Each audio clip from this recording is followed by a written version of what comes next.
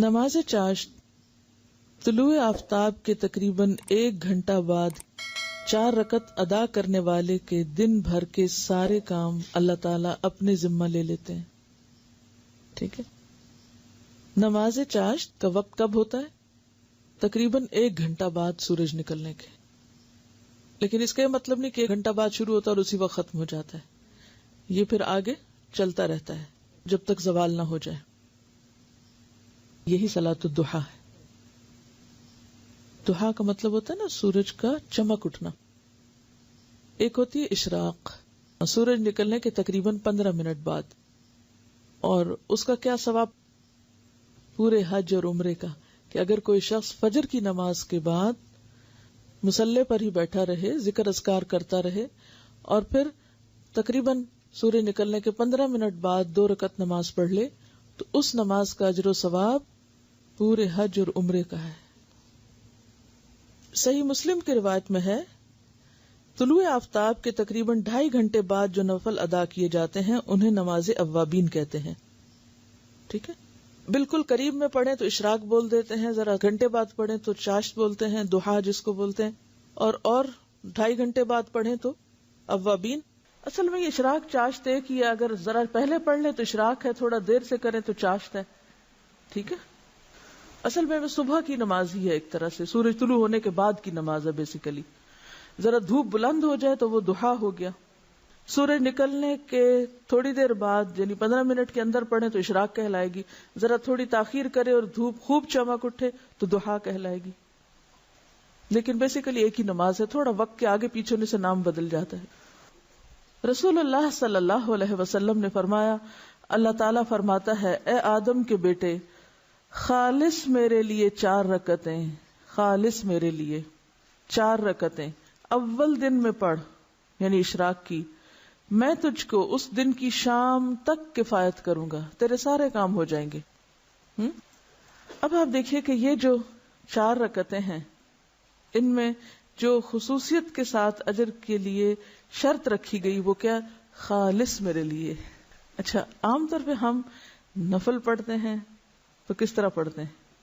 جیسے اس روز مجھ سے کسی نے پوچھا جب میں تہجد کی نماز کے بارے میں بتا رہی تھی کہ کیا خیال ہے اگر اس روز یعنی تہجد کے وقت 2 رکعت تحیۃ الوضو کے پڑھ لیے جائیں، 2 حاجت کے پڑھ لیے جائیں، 2 استخارے کے پڑھ لیے جائیں، 2 فلاں کے پڑھ لیے جائیں. تو بات یہ ہے کہ ٹھیک ہے آپ وہ 2 مختلف نیتوں سے پڑھ لیں، لیکن تہجد تو تہجد ہے. اسی طرح جب ہم یہ نفل بھی پڑھتے ہیں تو عموماً ہم کیا کہتے ہیں، چلو حاجت کے پڑھ لیتے ہیں یا کوئی استخارہ کر لیتے ہیں، یعنی کوئی نہ کوئی غرض ساتھ لگا لیتے ہیں. برائی کچھ نہیں ہے اس میں، آپ لگا سکتے ہیں غرض، لیکن کوئی عبادت تو ایسی بھی ہو جو کسی غرض کے بغیر ہو، یا نہیں؟ ہاں، اپنی ساری غرضیں اللہ کے سپرد کر دینا اور خالص اس کے ہو جائیں، پھر وہ آپ کی ہر چیز کے لیے کافی ہو جائے گا. اصل میں ہمارا ذہن یہ ہوتا ہے کہ جیسے مختلف چیزیں ہمارے ہاتھ میں نا، ہم یہ کر کے یہ کروائیں اللہ تعالیٰ سے، یہ پڑھ کے یہ کروائیں، اس چیز سے یہ مسئلہ حل کرائیں. لیکن وہ جو ایک مکمل بھروسے کی کیفیت ہے، ایک توکل اور یقین اور ہر غرض سے اوپر اٹھ کے خالص اس کا ہو جانا، اس کا لطف ہی کچھ اور ہے. سمجھے کیا؟ کہ میں یہ صرف اللہ کے لیے اپنے آپ کو خالص کر کے پڑھ رہی ہوں، مجھے کوئی اس کے بدلے دکھاوا نہیں کرنا کہ میں دوسروں کی نظر میں اچھی ہو جاؤں، کہ لوگ سمجھے بہت نفل پڑھنے والا ہے. تو خالص کام اور ملاوٹ والا کام فرق ہے. معاذہ رضی اللہ عنہا نے حضرت عائشہ صدیقہ رضی اللہ عنہا سے دریافت کیا، رسول اللہ صلی اللہ علیہ وسلم نماز ضحیٰ کتنی رکعتیں پڑھتے تھے؟ وہ فرماتی ہیں 4 رکعتیں، اور جس قدر اللہ تعالی چاہتا آپ اس سے زیادہ بھی پڑھتے.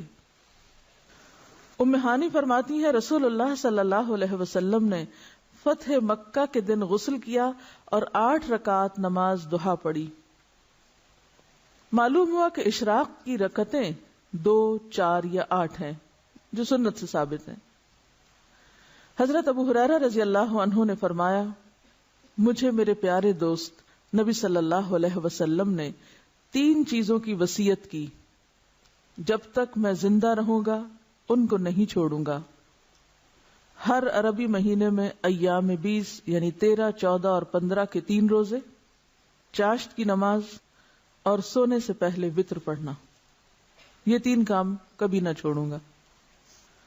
تو پہلی حدیث سے کیا پتہ چلتا ہے کہ ضحیٰ کی نماز 2 رکعتیں ہے, دوسری سے 4 اور تیسری حدیث سے 8. تو آپ 2 بھی پڑھ سکتے ہیں اور 8 تک بھی لے جا سکتے ہیں, یہ حسب حالات ہے جتنی وقت ہو.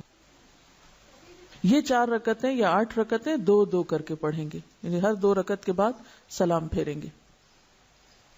ان کا سوال یہ کہ چاشت کی نماز کتنے بجے ہے.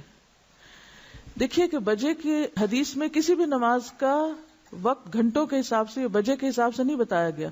اس میں سورج غروب ہونے کے بعد, سورج طلوع ہونے کے بعد, سورج طلوع ہونے سے پہلے, زوال ہونے کے بعد, دن ڈھلنے کے وقت, اس طرح کے اوقات بتائے گئے ہیں تاکہ دنیا میں آپ کہیں بھی ہو تو سورج کے اتار چڑھاؤ سے, آسمان کی روشنی سے اپنا کیلنڈر اور اپنی گھڑی, یعنی آسمان پر سورج کا نکلنا اور غروب ہونا اور ڈھلنا اور اونچا نیچا ہونا, یہ ایک عالمی کلاک ہے. آسمان آپ کے لیے کیا ہے؟ کلاک, اور اس کی سوئی کیا ہے؟ سورج. ٹھیک ہے, تو ساری نمازیں اسی سے کسی نہ کسی طرح جڑی ہوئی ہیں, حتیٰ کہ عشاء کی نماز بھی جب روشنی ختم ہو جائے. ایک بات میں آپ کو پتہ کی بتا دوں دین پر عمل کرنے کے سلسلے میں, جس میں آپ کو بڑی سہولت ہو جائے گی. سمعنا واتعنا, سورج نکلا ہے, ایک نیزے برابر ہوا ہے, پڑھ لو, بس پڑھ لی, 2, 4, 8, بس ٹھیک ہے. اگر بہت ڈیٹیلز میں جائیں گے, اب اگر اگلا سوال آپ کا یہ ہو کہ صورتیں اس میں کون سی پڑھیں, کتنی طویل ہو, سجدے کتنے ہوں, مشکل میں پڑھتے جائیں گے.